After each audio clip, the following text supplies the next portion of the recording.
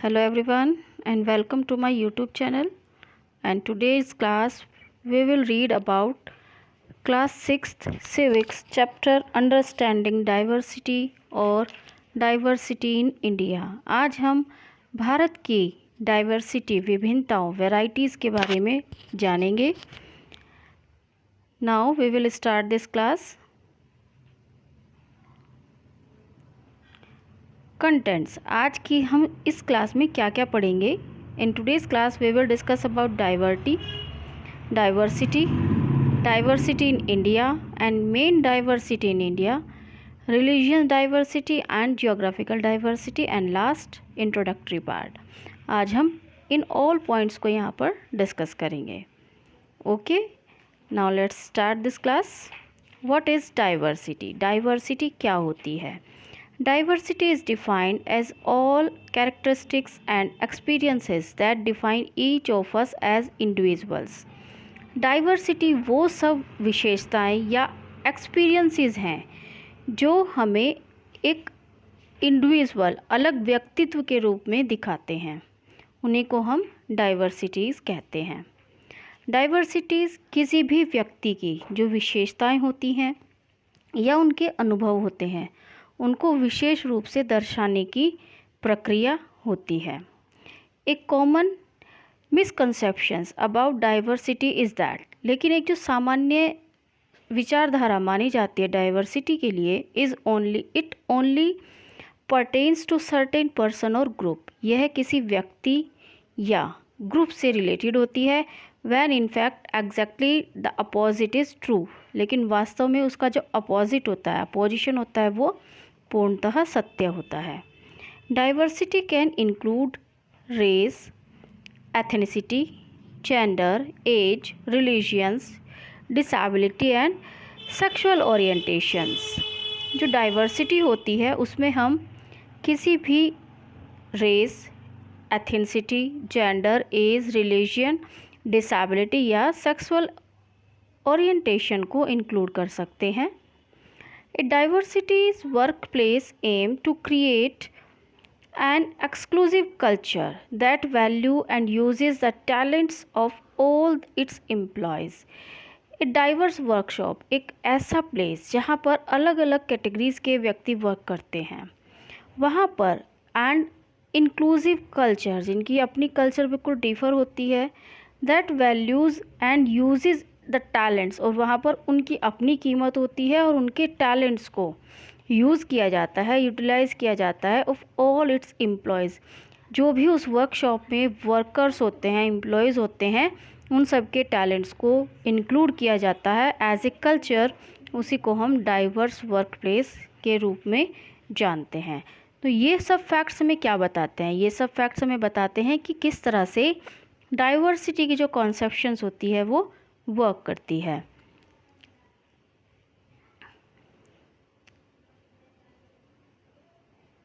Diversity in India. अब हम discuss करेंगे what is the concept of diversity in India. Bharat में जो डाइवर्सिटी का कॉन्सेप्ट है वो किस तरह से वर्क करता है। इंडिया इज़ ट्रूली एक कॉम्प्लेक्स नेशन। हमारा जो राष्ट्र है, भारत है, वह एक कॉम्प्लेक्स नेशन के रूप में जाना जाता है। That's why it is often refer to as a subcontinent, क्योंकि इसको एक सब कॉन्टिनेंट के रूप में जाना जाता है। And diversity of India has paused tremendous integrations problem, और इसकी जो विभिन्नताएं हैं उसके कारण बहुत सारी विशेषताएं होने के बावजूद बहुत सारी प्रॉब्लम्स को भी फेस करना पड़ा है। Yet in the early very diversity that her population find enormous pride and Joy, लेकिन प्रॉब्लम्स के बावजूद जो यहाँ की जनसंख्या है, भारत की जो जनसंख्या है, उसे अपनी इन विभिन्नताओं पर प्राइड और जॉय दोनों महसूस होता है। यानी हमारे भारत में जितनी भी डाइवर्सिटीज़ हैं, अगर वो उनके लिए प्रॉब्लम्स क्रिएट करती हैं तो वो उसके लिए एक गर्व का मुद्दा भी मानी जाती हैं। The following is an introductions to the diversity of India in terms of geography, religions, race, food and living habits.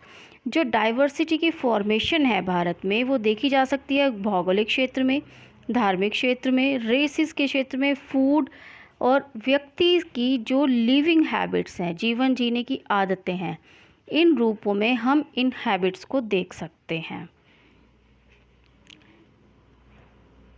Main diversities in India. अब भारत में कौन कौन सी मेन डाइवर्सिटीज़ हैं? मेन विशेषताओं के रूप में 2 टाइप्स को माना जाता है। First is regional and second is geographical. Regional means क्षेत्रीय विशेषताएं, विभिन्नताएं, एंड जियोग्राफिकल मीन्स भौगोलिक विभिन्नताएं। क्षेत्रीय विभिन्नताएं अलग अलग क्षेत्र में, एरियाज़ में जो डिफरेंसेस पाए जाते हैं उनको इंक्लूड रीजनल डाइवर्सिटीज़ में किया जाता है। जैसे माना आप किसी भी स्टेट में रहते हो तो हर स्टेट का अपना खान पान होता है, हर स्टेट्स की अपनी लैंग्वेज होती है, अपना रहन सहन का लेवल होता है। तो ये सब विभिन्नताएं क्या बताती हैं? हर क्षेत्र की अपनी अपनी विशेषताओं को बताती हैं। इसी तरह से ज्योग्राफिकल कंडीशन जो होती हैं किसी भी प्लेस की, वो डिफ़र होती हैं। अगर आप पहाड़ी इलाकों पर जाएंगे तो वहाँ की ज्योग्राफिकल कंडीशन अलग होगी, अगर आप मैदानी इलाके में जाएंगे तो वहाँ की ज्योग्राफिकल कंडीशन डिफ़र होगी। एज़ इट इज़ अगर आप डेजर्ट एरिया में जाते हैं तो वहाँ की ज्योग्राफिकल कंडीशन भी डिफ़र होती है। तो ये विभिन्नताएं किस चीज़ को बताती हैं? बताती हैं कि हमारे देश भारत में किस तरह की ज्योग्राफिकल कंडीशन देखने को मिलती हैं, और हमें इस बात पर गर्व है कि हमारा जो भारत है ज्योग्राफिकल कंडीशन के हिसाब से बहुत अधिक डिफर माना जाता है। यह इसकी विभिन्नता ही है, लेकिन यह इसको विशिष्ट भी बनाती हैं। ये विभिन्नताएं भारत को विशेष भी बनाती हैं, अपने दर्जे पर भारत को विशिष्टता का एहसास कराती हैं। अगर हम ऑब्ज़र्व करें, हमारे भारत में मुस्लिम, हिंदू, बुद्धिस्ट, सिख, क्रिश्चियंस और जैन, ये सब धर्मों को मानने वाले लोग रहते हैं जो इसको यूनिवर्सिटी बनाते हैं। यहाँ पर ये इनकी डाइवर्सिटीज़ हैं, बट अगर ये सब कंबाइंड हो जाती हैं, एकजुट हो जाएं, तो ये सब क्या हैं? ये हमारी यूनिटी को बताती हैं, ये हमारी एकता को बताती हैं, ये सब मिलकर हमारी एकजुटता को दिखाती हैं। तो यही हमारे भारत की स्ट्रेंथ मानी जाती है, पावर मानी जाती है कि यहाँ पर चाहे कितने भी धर्मों के लोग रहें, सब मिलकर एकजुट हैं। यहाँ की जो डाइवर्सिटी है वो रिलीजियन, धर्म से रिलेटेड है। सबसे ज़्यादा यहाँ पर धार्मिक विभिन्नता पाई जाती है। India has 4 main religions. यहाँ पर प्रमुख रूप से 4 तरह के धर्म पाए जाते हैं। First is Hindu. It is the biggest religion in India. यह भारत का सबसे बड़ा धर्म माना जाता है। सबसे ज़्यादा कैटेगरी यहाँ पर हिंदू धर्म की है। देन सेकंड पोजीशन पे आपका आता है मुस्लिम रिलीजन। मुस्लिम धर्म को मानने वाले जो लोग हैं उनकी संख्या सेकंड नंबर पर काउंट की जाती है। And then come Christians and then Sikhism. तो मेन धर्मों के रूप में इन चारों धर्मों की प्राथमिकता भारत में पाई जाती है, हिंदू, मुस्लिम, सिख, ईसाई। इसी तर्ज पर कहा जाता है कि हिंदू, मुस्लिम, सिख, ईसाई ये सब मिलकर भारत में एक हैं और भाई भाई की तरह रहते हैं। तो ये सब क्या बताती हैं? ये हमारी धार्मिक विभिन्नताओं को बताती हैं, लेकिन जो इनकी एकजुटता है वो हमारे भारत की धार्मिक एकजुटता को भी बताती हैं। What is geographical diversity? Now we will know about geographical diversity of India. It is the fact that in different areas, यह वास्तविक तथ्य है कि जो अगर हम अलग अलग एरियाज़ में जाते हैं तो हमें अलग अलग टाइप्स की लैंड देखने को मिलती है। अगर हम कहीं पर भी जाएं तो हमें अलग अलग तरह की एरियाज़ की लैंड जो होगी अलग अलग होगी, डिफ़र होगी। हर जगह की लैंड पोजीशन एक जैसी नहीं होती। कहीं पर ऊबड़ खाबड़ लैंड है, कहीं पर पहाड़ी इलाका है, कहीं मैदानी इलाका है, कहीं कोस्टल एरिया है और तो कहीं पर डेजर्ट एरिया है। ये सब जो लैंड एरिया है ये हमारे भारत की ज्योग्राफिकल डिफरेंसेस को इंडिकेट करता है। In this picture we can see the geographical differences of India. Mountain area है, कहीं पर मैदानी इलाका है, कहीं पर डेजर्ट है और कहीं पर कोस्टल एरिया है। तो ये पोजीशन क्या बताती हैं? ये हमारे भारत की डिफर लैंडस्केप को बताती हैं कि किस तरह से भारत में अलग अलग तरह का लैंड एरिया पाया जाता है। ये सब हमारी भारत की ज्योग्राफिकल डाइवर्सिटीज़ हैं। India is vast peninsula. हमारा जो राष्ट्र भारत है इसको फैला हुआ पेनिनसुला एरिया माना जाता है और यह लगभग 33 मिलियन स्क्वायर किलोमीटर तक फैला है। Its length from north to south, इसकी जो लेंथ है नॉर्थ से साउथ तक लगभग 3200 किलोमीटर्स है, और जो इसकी चौड़ाई है from east to west nearly 3000 kilometre है। इंडिया को एक सब कॉन्टिनेंट के रूप में जाना जाता है, और इसका जो टोटल एरिया है वो लगभग 7516.5 किलोमीटर है। अराउंड देयर इज़ 200 आइसलैंड, और इस एरिया में लगभग 200 आइसलैंड्स हैं along in Andaman and Nicobar. In islands में निकोबार आइसलैंड पर जो आइसलैंड की संख्या है वो 19 मानी जाती है। तो ये सब क्या है, ये हमारे भारत की जोग्राफिकल डिफरेंसेस हैं, डाइवर्सिटीज़ हैं। अब अगर हम लैंग्वेज के हिसाब से देखते हैं, भारत में अलग अलग तरह की लैंग्वेजेस बोली जाती है। अगर हम उनकी लिस्ट बनाने लगें तो ये लिस्ट बहुत लंबी होगी। There are more than 150 languages, यहाँ पर 150 से भी ज़्यादा लैंग्वेजेस हैं, और spoken by at least 10,000 people in India are spoken. ये भारत में लगभग 10,000 से भी ज़्यादा लोगों के द्वारा बोली जाती हैं। जैसे यहाँ पर एग्जाम्पल के रूप में हिंदी है, पंजाबी है, राजस्थानी है, गुजराती है, मराठी है, उर्दू, ओडिया, बंगाली, इस तरह की अलग अलग तरह की लैंग्वेजेस यहाँ पर पाई जाती हैं, जो भारत की लैंग्वेज संबंधी विशेषता को इंडिकेट करती हैं। तो ये हमें बताती हैं कि किस तरह से भारत में अलग अलग तरह की लैंग्वेज को यूज़ किया जाता है। धर्म, फेस्टिवल्स जो हैं हमारे देश में अलग अलग तरह के फेस्टिवल्स मनाए जाते हैं। तो यहाँ पर जो पिक्चर शो हो रही है यह भी भारत के अलग अलग फेस्टिवल्स को बताती हैं, किस तरह से भारत के फेस्टिवल्स में डिफरेंसेस पाए जाते हैं। अलग अलग तरह के फेस्टिवल्स किस तरह से भारत को डिफ़र बनाते हैं अन्य देशों की तुलना में। How do we explain diversity, अगर हम भारत की डाइवर्सिटी को एक्सप्लेन करें तो हम किस हिसाब से करेंगे। इसके लिए हम 2 प्लेसेस के एग्जांपल्स लेंगे, जिसके हिसाब से हम इस डाइवर्सिटी को मेंशन कर सकते हैं। First is Kerala and Ladakh. यहाँ पर 2 प्लेसेस का अध्ययन करेंगे हम लोग, और उसके हिसाब से हम जान सकते हैं कि भारत कैसे डिफ़र है। लद्दाख आपका जम्मू कश्मीर के एरिया पर सिचुएटेड है, एंड ईस्ट पार्ट पर जम्मू कश्मीर के, and it is north east area, north west direction में आपका केरला मौजूद है। तो अब हम इन दोनों प्लेसेस के बारे में बात करेंगे, यहाँ की डाइवर्सिटीज़ देखेंगे और अध्ययन करेंगे कि किस तरह से ये हमारे भारत की विभिन्नताओं को बताते हैं। First is Ladakh. लद्दाख एक डेजर्ट एरिया, रेगिस्तान है, लेकिन यह एक कोल्ड डेजर्ट के रूप में जाना जाता है। यह जम्मू कश्मीर के ईस्टर्न पार्ट पर मौजूद है, और यहाँ पर जो एग्रीकल्चर है वो बहुत कम पाई जाती है।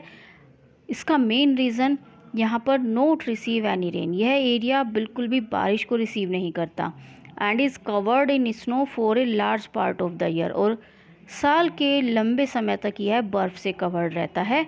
इसी कारण से इसको कोल्ड डेजर्ट कहा जाता है।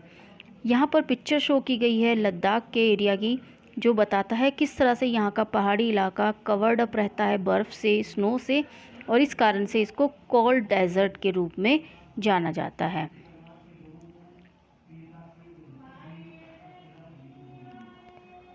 People here keep ship and goats. यहाँ के जो लोग हैं वो पशुपालन के रूप में शिप और गोट को पालते हैं।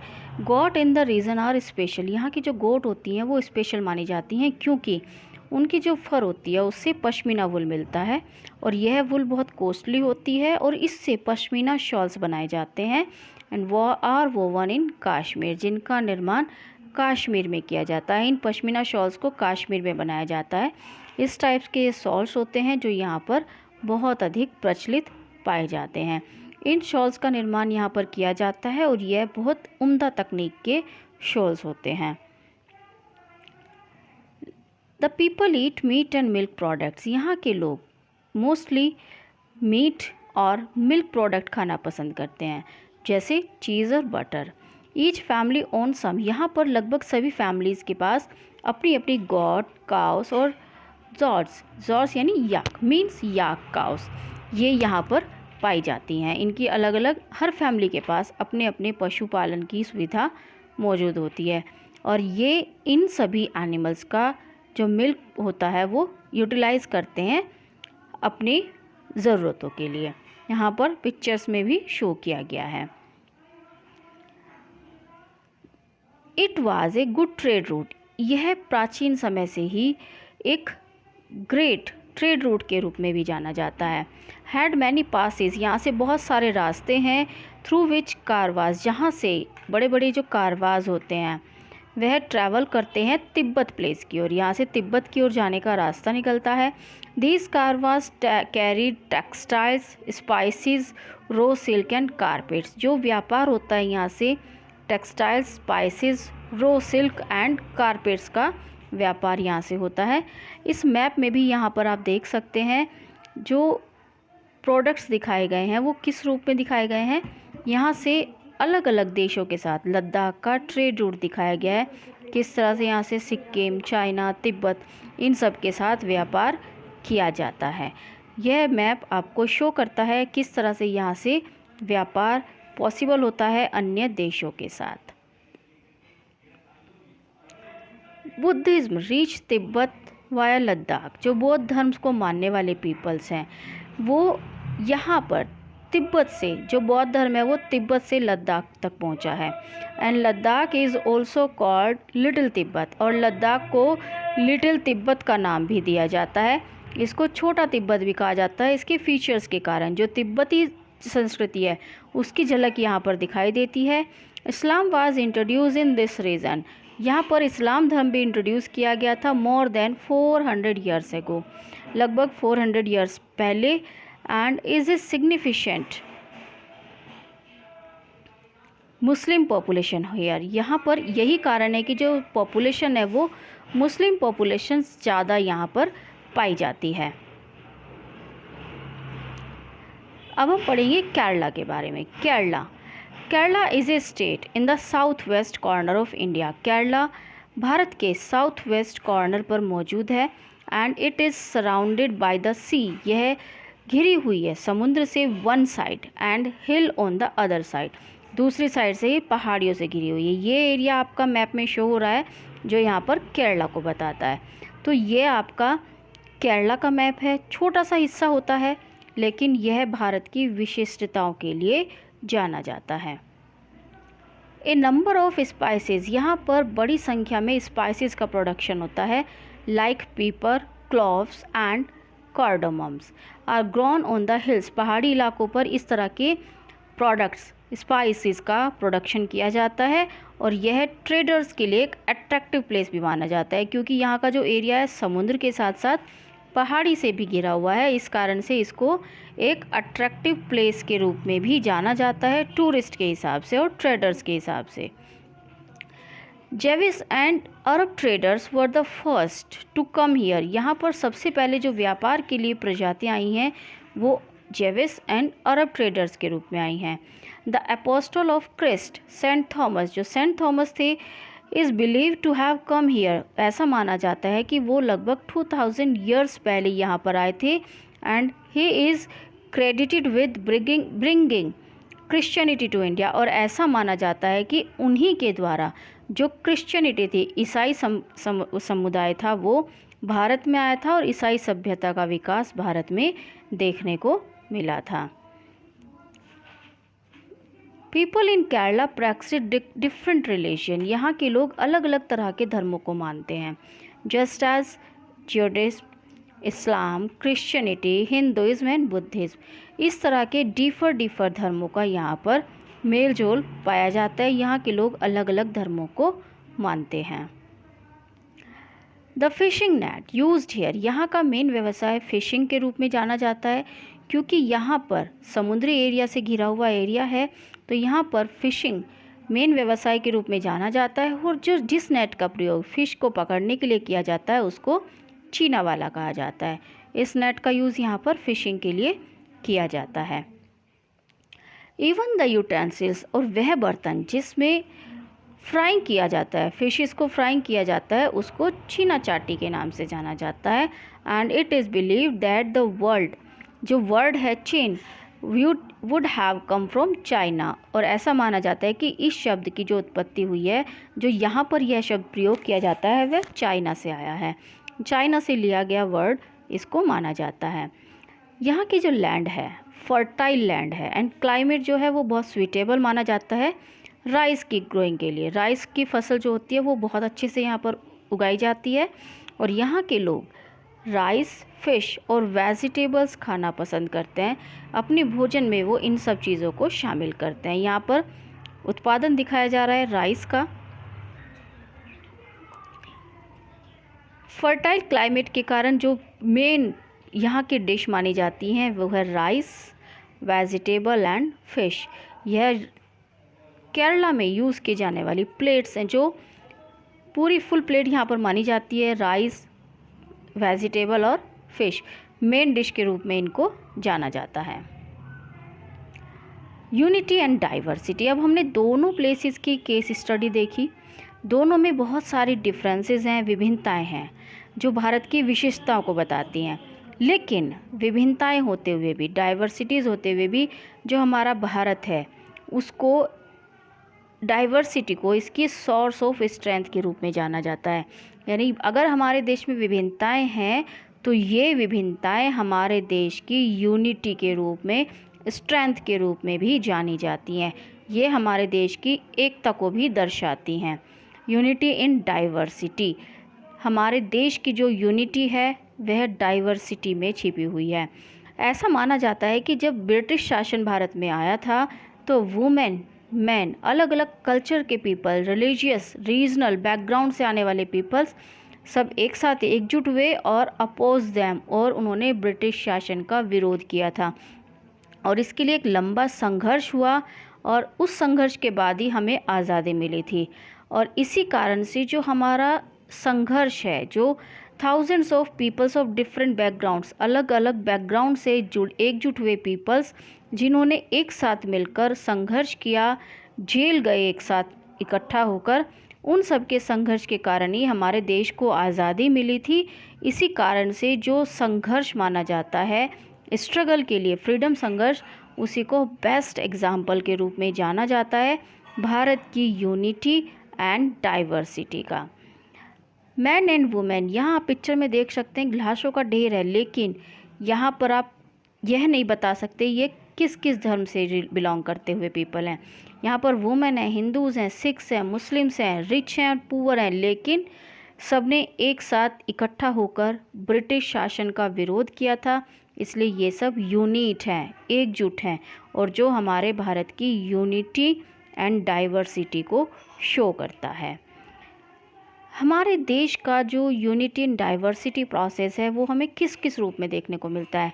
यहाँ के नेशनल सॉन्ग्स, नेशनल सिंबल्स, ये सब हमारे, और फ्रीडम स्ट्रगल, ये हमारे देश की जो रिच ट्रेडिशन है उसको बताते हैं, और साथ ही हमारे देश की यूनिटी को भी दर्शाते हैं। ये सब सिंबल्स, सॉन्ग्स एक तरफ हमारी ट्रेडिशन, रिच ट्रेडिशन को दिखाते हैं, तो दूसरी तरफ हमारे देश की जो यूनिटी है उसके भी स्तंभ माने जाते हैं। यूनिटी इन डाइवर्सिटी, यह वर्ड सबसे पहले किसने यूज़ किया था? इस वर्ड को पंडित जवाहरलाल नेहरू द्वारा अपनी पुस्तक diversity of discovery of India में यूज़ किया गया था। भारत के लिए उन्होंने शब्द यूज़ किया था यूनिटी इन डाइवर्सिटी, विभिन्नताएं होते हुए भी एकता, और उन्होंने एक डाइवर्स कंट्री को यूनिट कंट्री के रूप में दर्शाया था अपनी पुस्तक डिस्कवरी ऑफ इंडिया में, और इसका क्रेडिट उन्हीं को जाता है। उन्होंने अपनी पुस्तक में भारत के लिए एक नया शब्द यूज़ किया था, यूनिटी इन डाइवर्सिटी।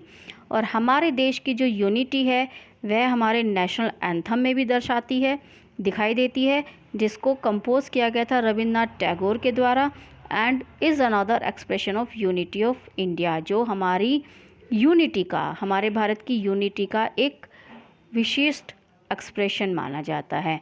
और यह हमारे भारत को गौरवान्वित करने वाला लम्हा माना जाता है जब हम इस जनगण मन को गाते हैं। तो students, I hope you have understand this chapter very clearly. हमने यहाँ पर जाना अलग अलग कल्चर्स के बारे में, अलग अलग डाइवर्सिटीज़ के बारे में। If you like this video, please like करें, शेयर करें एंड कमेंट्स करें। And if you know any chapters, अगर आप कोई और टॉपिक डिस्कस करना चाहते हैं तो आप कमेंट बॉक्स में लिखिए, हम उसको लेकर ज़रूर आएंगे। Thank you.